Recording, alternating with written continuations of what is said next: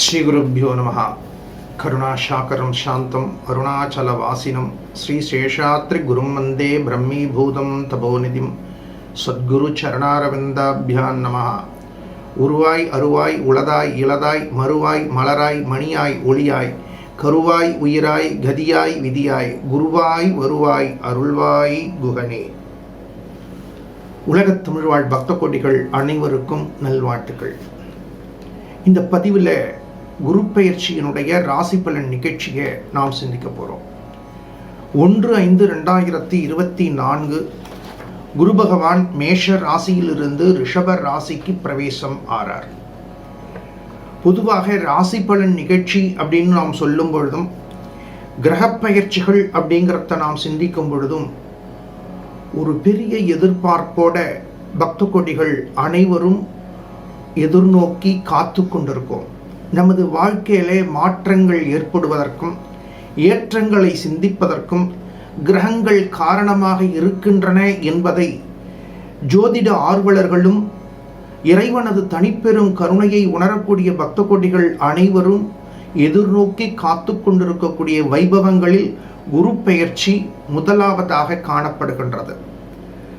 மேஷ ராசியிலிருந்து ரிஷப ராசியை நோக்கி பிரவேசிக்கக்கூடிய குரு பகவான் அபரிமிதமான மாற்றங்களையும் ஏற்றங்களையும் கொடுக்க வேண்டும் என்ற ஒரு தொலைநோக்கு எதிர்பார்ப்பு சிந்தனைகள் இருந்தாலும் ஜோதிட கோச்சார ஆய்வுகள் ரீதியாக எந்தெந்த ராசியை சார்ந்த பக்த கோடிகளுக்கு எந்தெந்த மாற்றங்களை பெறப்போகின்றோம் என்ற சிந்தனைகளை சிந்திப்பதற்கு முன்பாக மனிதர்களுடைய வாழ்க்கையில பலவிதமான மாற்றங்களும் ஏற்றங்களும் நிகழ்வதற்கு கோச்சார கிரகங்களுடைய இயக்கங்கள் காரணம் என்பதை ஜோதிட ஆர்வலர்கள் பிரத்யட்சமாக உணர முடியும். ஆண்டுக்கோள் எனப்படக்கூடிய குரு பகவான் ஒரு ராசியில் ஓராண்டு காலம் தங்குகின்றார். ஆண்டுக்கு ஒரு முறை அவருடைய பெயர்ச்சி நிகழ்வதனாலே குரு பகவானை ஆண்டுக்கோள் என்று நாம் சிந்திக்கின்றோம். ஜோதிட ரீதியாக குரு பகவானுடைய இயக்கங்கள் அவருடைய பிரவேச ரீதியான எந்தெந்த மாற்றங்களை கொடுக்கும் என்பதை சிந்திக்கும் பொழுது குரு பகவானுடைய பார்வை மூலம் அபரிமிதமான அனுகூலங்கள் வெற்றிகள் கிடைக்கின்றது. குரு பகவான் எந்த ராசியில் சஞ்சரித்தாலும் பஞ்சமஸ்தானம் என்று சொல்லக்கூடிய 5வது ஸ்தானம், சப்தமஸ்தானம் என்று சொல்லக்கூடிய 7வது ஸ்தானம், பாக்யஸ்தானம் என்று சொல்லக்கூடிய 9வது ஸ்தானம், இவைகளில் குரு பகவானுடைய பார்வைகள் பதிகின்றது. கோச்சார ஆய்வுகள் ரீதியாக இந்த கிரகங்களுடைய பார்வைகள் படும் பொழுதும் எத்தனாவது ஸ்தானத்தில் குரு பகவான் பிரவேசிக்கின்றார் என்பதை பொறுத்தும் ராசி பலன் நிகழ்ச்சியை நாம் சிந்திக்க முடிகின்றது. குரு பகவான் ஆனவர் சொச்சேத்திரம் என்று சொல்லக்கூடிய ஆட்சி பலம் பெறக்கூடிய வீடுகளாக தனுர் ராசியும் மீன ராசியும் அமைகின்றது. உச்ச வீடாக கடக ராசி அமைகின்றது. குரு பகவான் மகர ராசியில் கடக்கும் பொழுது அந்த ஸ்தானமானது நீச்சம் பெறுகின்றது.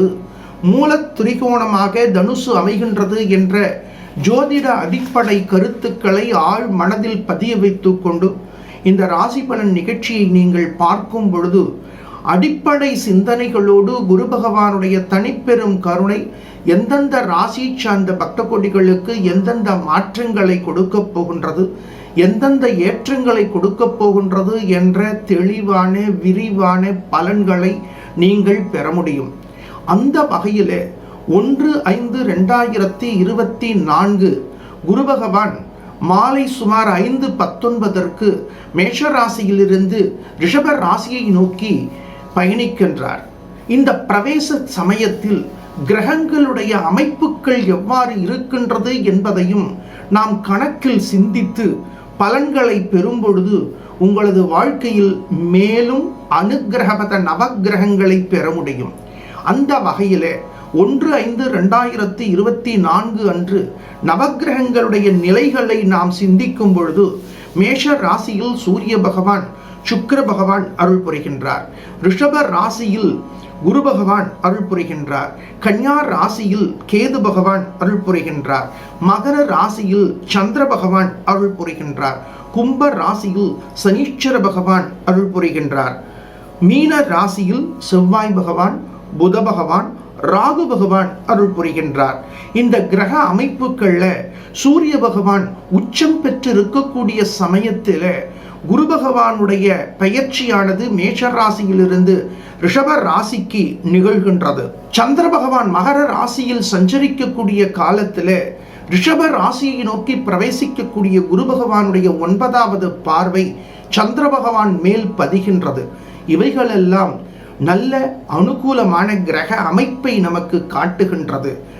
எப்பொழுதும் எந்த விதமான ராசி பலன் நிகழ்ச்சியை நாம் சிந்திப்பதாக இருந்தாலும் முதலில் பாசிட்டிவ் திங்கிங் என்று சொல்லக்கூடிய நேர்மறை எண்ணங்களை நாம் சிந்தித்து வாழ்க்கையில் வெற்றியை பெற வேண்டும் என்ற சிந்தனைகளோடு எந்தெந்த விஷயத்தில் எந்தெந்த ராசி சார்ந்த பக்த கொடிகள் எச்சரிக்கையாக இருக்க வேண்டும் என்பதை நிறைவு பகுதியில் சிந்திப்பது வழக்கம் என்பதை நமது பைரவ குருஜி யூடியூப் சேனலுடைய பக்த கொடிகளாகிய நீங்கள் பிரத்யட்சமாக உணர்வீர்கள்.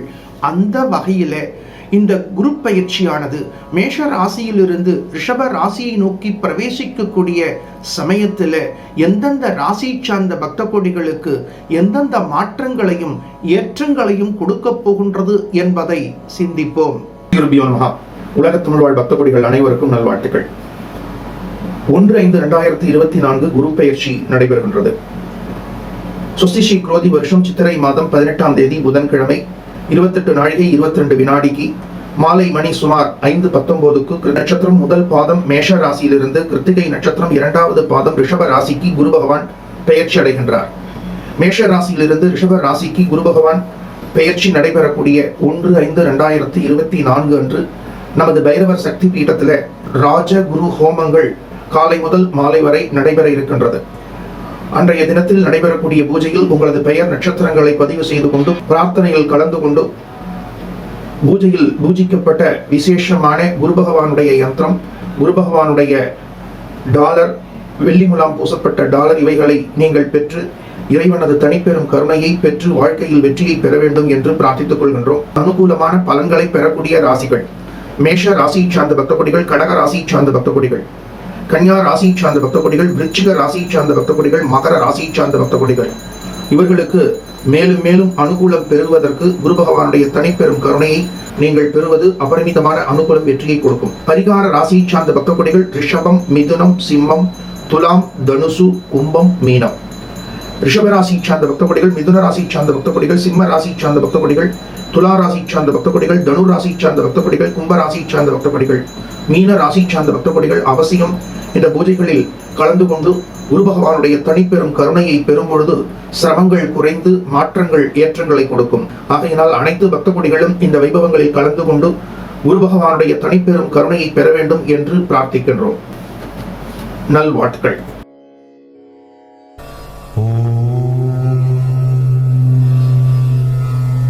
குருப்யோ நமஹ.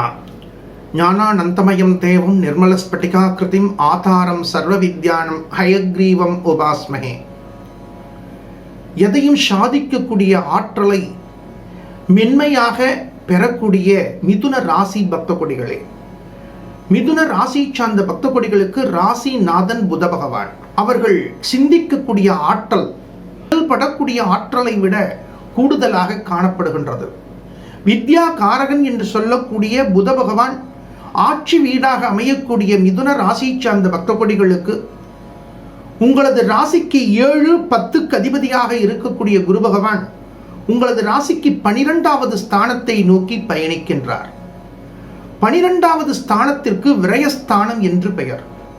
விரயஸ்தானத்தை நோக்கி குரு பகவான் பயணிக்கும் பொழுது எந்த மாற்றங்களை நமக்கு கொடுப்பார் என்ற ஒரு எதிர்பார்ப்பு, ஒரு பயம், ஒரு கவலை, ஒரு சந்தேகம் இவைகளோடு மிதுன ராசி சார்ந்த பக்த கொடிகள் காணப்படுகிறார்கள். ஆனாலும் உங்களது ராசிக்கு சப்தம தசம ஸ்தானாதிபதி என்று சொல்லக்கூடிய 7, 10க்கு அதிபதியாக இருக்கக்கூடிய குரு பகவான் உங்களது ராசிக்கு 12வது ஸ்தானத்தை நோக்கி பயணிக்கும் பொழுது பாக்யஸ்தானத்திலே மந்தகாரகன், தசமஸ்தானத்திலே ராகு பகவான், சதுர்கேந்திர ஸ்தானத்திலே கேது பகவான் சஞ்சரிப்பதும் பிரதிகூலமான அமைப்புகளில் காணப்படுகின்றது. அந்த வகையிலே குரு பகவான், சனீஸ்வர பகவான், ராகு பகவான், கேது பகவான், இத்துணை கிரகங்களும் பிரதிகூலமான ஸ்தானங்களில் பிரவேசிக்கின்றார்களே என்ற பயம் இருக்கக்கூடிய மிதுன ராசி சார்ந்த பக்த கொடிகளுக்கு உங்களது ஜனனகால ஜாதகத்தை பார்த்து அனுகூலமான தசா காலங்கள் ஏற்படும் பொழுது இந்த பெரிய மாற்றங்களை உங்களுக்கு பயங்களை ஏற்படுத்தாது என்ற ஒரு தன்னம்பிக்கை சிந்தனையோடு மற்றும் ஒரு சிந்தனைகளையும் நாம் சிந்திக்க வேண்டிய கட்டாயம் காணப்படுகின்றது. உங்களது ராசிக்கு விரயஸ்தானத்தை நோக்கி பயணிக்கக்கூடிய குரு பகவான் உங்களுக்கு கூடுதல் செலவை கொடுப்பாரா என்ற பயம் ஒரு பக்கம் இருந்தாலும், குரு பகவானுடைய பார்வைகள் உங்களது ராசிக்கு சதுர்ஸ்தானம், சஷ்டமஸ்தானம், அட்டமஸ்தானத்தில் பதிகின்றது. இந்த பார்வைகள் உங்களுக்கு எந்தெந்த அனுகூலத்தை கொடுக்கும் என்ற ஒரு தொலைநோக்கு சிந்தனைகளை சிந்தித்து எந்தெந்த விஷயங்களில் நாம் எச்சரிக்கையாக இருக்க வேண்டும் என்பதை நாம் சிந்திக்கும் பொழுது உங்களது மனதில் இருக்கக்கூடிய பயங்கள் நீங்கும், கவலைகள் நீங்கும், கட்டங்கள் நீங்கும். உங்களது ராசிக்கு சதுர்ஸ்தானத்தில் குரு பகவானுடைய பார்வை பதிகின்றது. தாயினுடைய ஆரோக்கியத்தில் நல்ல முன்னேற்றங்கள் ஏற்படும். தாய் வழி சொந்தங்கள் மூலம் இருந்த இடர்பாடுகள், கவலைகள், கட்டங்கள் நீங்கும். தாய் வழி சொந்தங்கள் மூலம் சுப செய்திகள் நாடி வரும். கடந்த காலத்தில் ஓய்வில்லாமல் உழைத்த உங்களுக்கு ஓய்வெடுப்பதற்கான சந்தர்ப்பங்கள் கிடைக்க போறதோ, கடந்த காலத்தில் இருந்த ஆரோக்கிய ரீதியான சிரமங்கள் நீங்கும். ஆரோக்கியத்தில் நல்ல முன்னேற்றங்கள் கிடைக்கும். நல்ல மருத்துவர்கள் கிடைப்பார்கள். நல்ல மருந்துகள் கிடைக்கும். வயதில் பெரியோர்களுக்கு இனி வாழ்ந்து காட்டுவோம் என்ற தன்னம்பிக்கை ஏற்படும். அட்டமஸ்தானத்தில் குரு பகவானுடைய பார்வை பதிகின்றது. இழந்த செல்வங்களை பெறக்கூடிய வாய்ப்புகள் கிடைக்கும். காணாமல் போன பொருட்கள் கிடைக்கும். வெகு நாட்களுக்கு முன்பாக நீங்கள் முதலீடு செய்திருந்த நிதி நிறுவனம் பல ஆண்டு காலமாக காணாமல் போயிருந்து இந்த சமயத்தில் எதிர்பாராத விதத்தில் உங்களது அசல் கிடைப்பதற்கான வாய்ப்புகள் கிடைக்க போறது. மாணவ செல்வங்கள் கல்வியில் கூடுதல் கவனத்தை சிந்திக்க வேண்டிய கட்டாயம் காணப்படுகின்றது. இன்றைய காலகட்டங்களில் மாணவ செல்வங்களை திசை திருப்புவதற்கு பலவிதமான வாய்ப்புகளும் வழிகளும் காணப்படுகின்றது. உங்களுக்கு நீங்களே நேர்மையாக இருக்க வேண்டும். மாணவ செல்வங்கள், பெற்றோர்கள் நம்மை பார்க்கிறார்களா? சகோதர சகோதரிகள் நம்மை பார்க்கிறார்களா? யாரும் பார்க்காத விதத்தில் நாம் தனி அறையில் இருந்து கொண்டு எதை பார்க்கிறோம் என்பதை உங்களது மனசாட்சிக்கு விரோதம் இல்லாமல் நீங்கள் கல்வியில் கவனத்தை சிந்திக்க வேண்டும். ஒரு அருமையான சிந்தனை தோன்றுகின்றது. ஒரு பாடசாலையிலே முதல் நாள் ஒரு அருமையான பாடத்தை அந்த ஆசிரியர் நடத்துகின்றார். மறுநாள் அதற்கான பிராக்டிக்கல் டெஸ்ட் வைக்கிறார். இந்த பிராக்டிக்கல் டெஸ்ட் அப்படிங்கிறது இன்னைக்கு ஏற்பட்டது கிடையாது. கடந்த காலத்தில் குருகுலத்திலேயே ஏற்பட்டது. முதல் நாள் அந்த ஆசிரியர் நடத்திய பாடம் என்னன்னா, இறைவன் எங்கும் இருக்கின்றான். இறைவன் எப்பொழுதும் நம்மை கவனித்துக் கொண்டிருக்கின்றான். இறைவனுடைய பார்வை எப்பொழுதும் நம்மேல் பட்டு கொண்டிருக்கின்றது என்ற பாடத்தை நடத்துகின்றார். மறுநாள் அந்த வகுப்பில் 12 மாணவர்கள் இருக்கிறார்கள். 12 மாணவர்களுக்கும் ஒவ்வொருவருக்கும் ஒரு வாழைப்பழத்தை கொடுத்து, யாருக்கும் தெரியாமல் இந்த வாழைப்பழத்தை சாப்பிடுங்கள் அப்படிங்கிறார். ஒவ்வொரு மாணவனும் ஒவ்வொரு இடத்துக்கு போய் மறைஞ்சுட்டு போய் சாப்பிட போயிட்டான். ஒருத்தன் சோஃபாக்கிட்ட ஓரமாக போகிறான், சேருக்கு மரவில் நிற்கிறான், ஒருத்தன் கிணத்தங்கரில் போய் நிற்கிறான், ஒருத்தன் செவுத்துக்கு மரவில் நிற்கிறான், ஒருத்தன் கதவுக்கு மரவில் போய் சாப்பிட்றான். ஒரே ஒரு மாணவன் மட்டும் அந்த வாழைப்பழத்தை கையில் வச்சுட்டு நின்றுருக்கான். அப்போ அந்த ஆசிரியர் கேட்குறார், எல்லா மாணவர்களும் அந்த பழத்தை சாப்பிடுவதற்காக மறைந்து செல்கிறார்கள், நீ மட்டும் ஏன் இங்கேயே நிற்கிறாய்னு கேட்கிறார். அப்ப அந்த மாணவன் சொன்னான், நேற்றுதான் ஐயா நீங்கள் பாடம் நடத்தினீர்கள், இறைவன் எப்பொழுதும் நம்மை பார்த்து கொண்டிருக்கின்றான் என்று நீங்கள் ஒரு கட்டளையை வேறு கொடுத்திருக்கிறீர்கள். யாருக்கும் தெரியாமல் இந்த பழத்தை சாப்பிடுங்கள் அப்படின்னு சொன்னீர்கள். இறைவனுக்கு தெரியாமல் இந்த பழத்தை நான் எப்படி சாப்பிடுவது அப்படின்னா, இந்த நேற்றைய வகுப்பில் முழுமையான கவனத்தை செலுத்தி அந்த பாடத்தை புரிந்து கொண்டவன் நீ ஒருவன் மட்டும்தான் என்று ஆசிரியர் கூறுகின்றார்.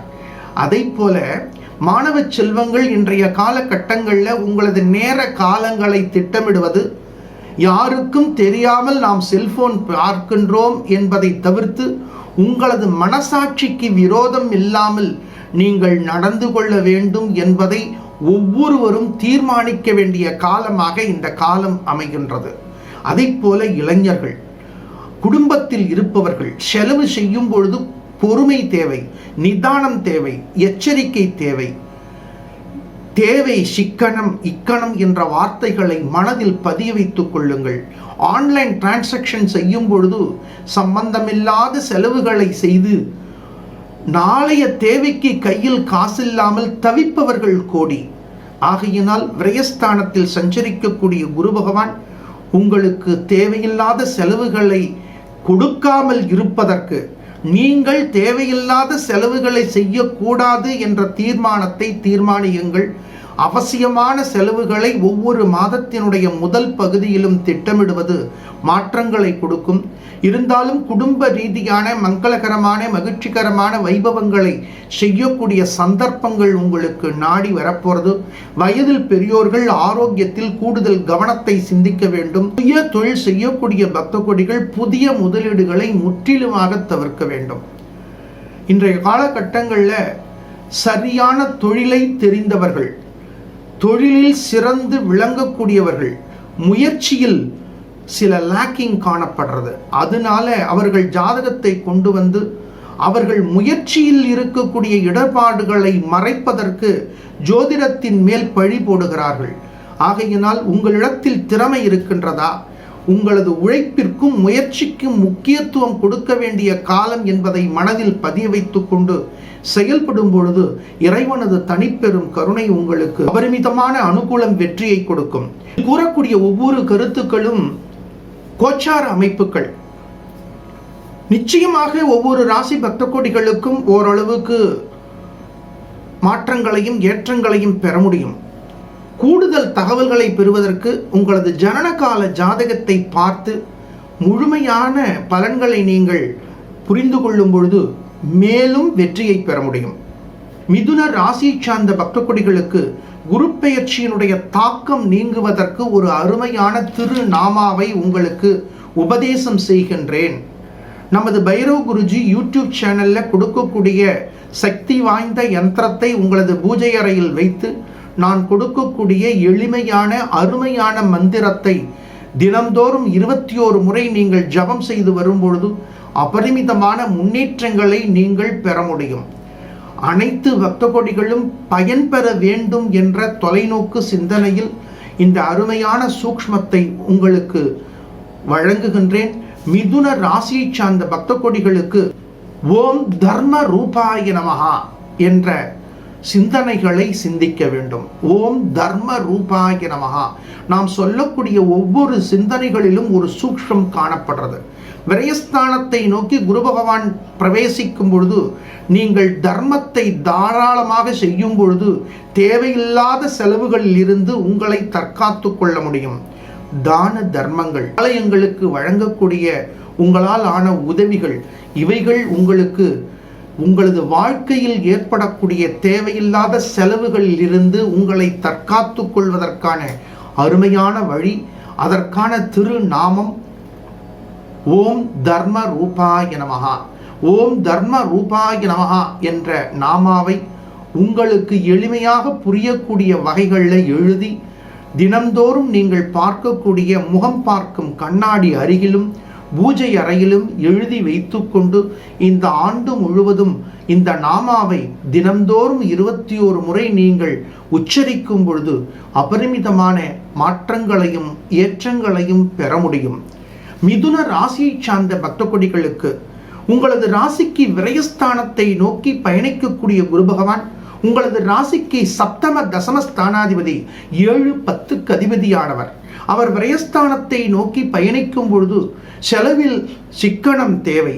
தேவையில்லாத செலவுகளை முற்றிலுமாக தவிர்க்க வேண்டும் என்ற தொலைநோக்கு சிந்தனை இருந்தாலும் சதுர் சஷ்டம அட்டம ஸ்தானத்தில் படக்கூடிய குரு பகவானுடைய பார்வை மூலம் உங்களுக்கு தாய்வழி சொந்தங்கள் மூலம் நல்ல மாற்றங்களும், கடந்த காலத்தில் இருந்த வம்பு வழக்குகளில் நல்ல சுபமான செய்திகளும் வயதில் பெரியோர்களுக்கு ஆரோக்கியத்தில் நல்ல முன்னேற்றங்களும் ஏற்படும் என்ற சிந்தனைகளையும் நாம் சிந்திக்க முடியும். உங்களது வாழ்க்கையில் குரு பகவான் பெயர்ச்சி மூலம் தாக்கங்கள் ஏற்படாமல் உங்களது மனதில் ஊக்கம் பெறுவதற்கு ஓம் தர்ம ரூபாய நமஹா என்ற திருநாமாவை உச்சரிப்பது வெற்றியை கொடுக்கும். நல்வாழ்த்துக்கள். உலக தமிழ் வாழ் பக்த கொடிகள் அனைவருக்கும் நல்வாழ்த்துக்கள். 1/5/2024 குரு பெயர்ச்சி நடைபெறுகின்றது. சுஸ்திஸ்ரீ குரோதி வருஷம் சித்திரை மாதம் 18ஆம் தேதி புதன்கிழமை 28 நாழிகை 22 வினாடிக்கு மாலை மணி சுமார் 5:19க்கு நட்சத்திரம் முதல் பாதம் மேஷ ராசியிலிருந்து கிருத்திகை நட்சத்திரம் 2வது பாதம் ரிஷப ராசிக்கு குரு பகவான் பெயர்ச்சி அடைகின்றார்.